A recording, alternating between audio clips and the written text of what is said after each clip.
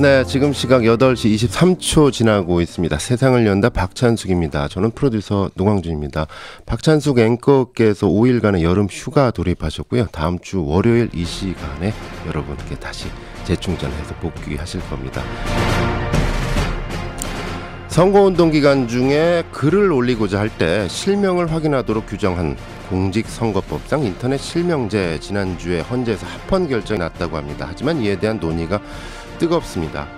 제가 알고 있는 사람 중에요, 이 인터넷 닉네임이 이런 분이 계십니다. 꽃감 사세요라는 분이 계시거든요. 상주에서 꽃감 농사를 지으시는 분인데요. 그러면은 이분께서는 선거운동 기간에 글을 올리실 때 이름 꽃감 사세요 이렇게 올리지 않고 누구누구누구 이렇게 올려야 되는 걸까요? 변환봉 변호사님 연결해서 이야기 나눠보도록 하겠습니다. 변호사님 안녕하세요. 여보세요. 예, 여보세요. 들리세요? 네네네, 잘 들리고 있습니다. 안녕하세요. 예, 아침에 귀중한 시간 내주셔서 고맙습니다. 네, 감사합니다. 예, 인터넷 실명제 어떻게 그 닉네임이 꽃감사세요면 어떻게 이거 못 쓰고 그냥 실명으로 바로 올려야 되는 건가요? 개념이나 경과 등을 좀 정리해 주셨으면 좋겠습니다.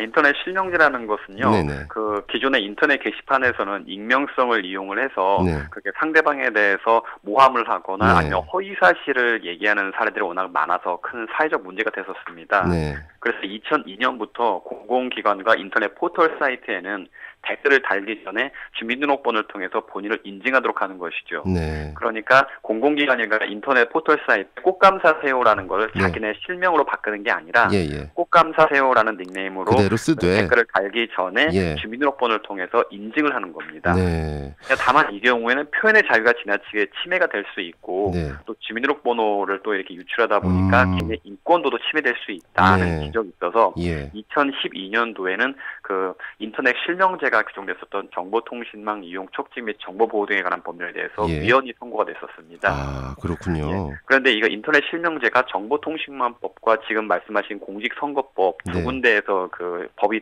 제한이 됐었는데 예. 아직 공직선거법에 대해서는 그 개정이 되지 않았다가 이번에 헌법재판소에서 합헌 판결을 받게 된 겁니다. 아, 합헌 판결. 근데 그 합헌 판결을 자세히 들여다 보면은 공직선거법의 경우 5대4, 이 9분 중에서 5대4로 네. 합헌 판결을 받았다. 이 내부에서도 의견이 철저히 갈렸던 것 같은데요. 이거 어떻게 봐야 될까요? 아무래도 선거 기간은 상당히 단기간이기 때문에 단기간 동안에 의사의 왜곡이 일어나게 되면 국민들이 올바른 대표자를 선택할 수 없다는 네. 현실적 이유를 고려하셨던 것 같습니다. 네. 인터넷 실명제 자체가 표현의 자유를 침해하는 점은 분명하지만 네.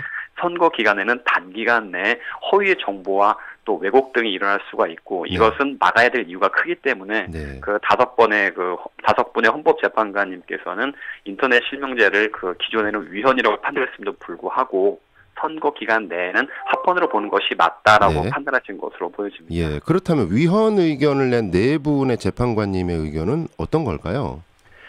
선거 기간 중에 그 의사 왜곡 문제는 결코 익명성의 문제가 아니라고 보신 것이죠. 그것은 우리 사회의 문화라든가 네. 아니면은 그 잘못된 목적을 가지고 불순한 의도로 선거 운동을 하는 네. 일부의 문제지 네. 그것을 익명성의 문제로 치환해버려서 표현의 자유에 대해서 제한하는 것은 바람직하지 않다라는 문제점이고 두 번째로 표현의 자유는 사후적인 제재만 가능한 것이지 네. 인터넷 실명제 같은 검열, 사전적인 제재는 헌법상 불가독돼 있거든요. 예. 그렇기 때문에 헌법 정신에 비추어 보더라도 사후적인 제재가 우선돼야 되는 것이지 예. 익명성이라는 것으로 문제를 해결하려고 해서는 안 된다라는 인식을 가지신 것으로 보입니다. 알겠습니다. 문화적인 문제이지 이거 이름 갖고 이게 해결될 수 있는 부분은 아닌 것 같다. 이런 의견도 그렇죠. 있으신 것 같은데요.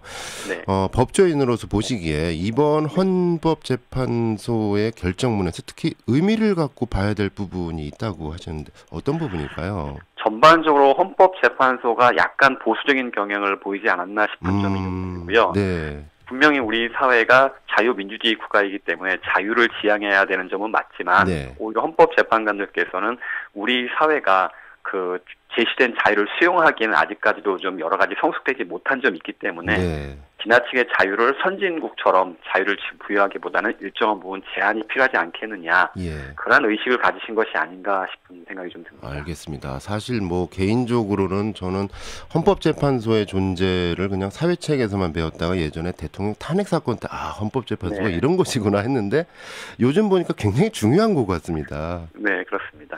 정치권의 입장은 좀 달리 나오고 있죠. 일단 여당 같은 경우와 야당의 입장이 뭐 전혀 다른데 여당은 물론 이제 헌법재판소의 입장을 존중한다. 야당은 유감을 표시하고 있습니다.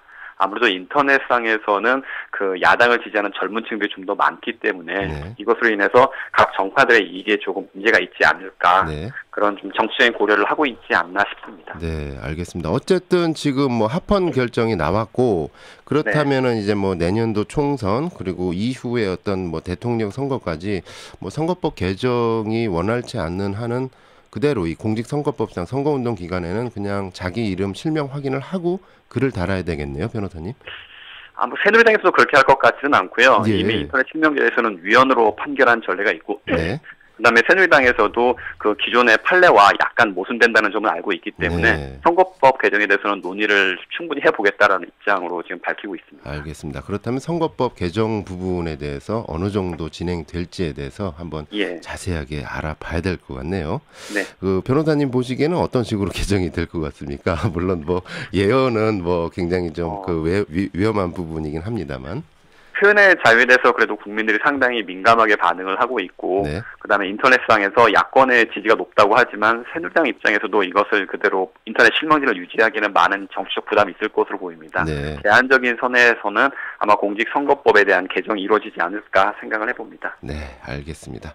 자, 지금까지 변환봉 변호사님이었습니다. 오늘 아침 고맙습니다. 예, 감사합니다. 네.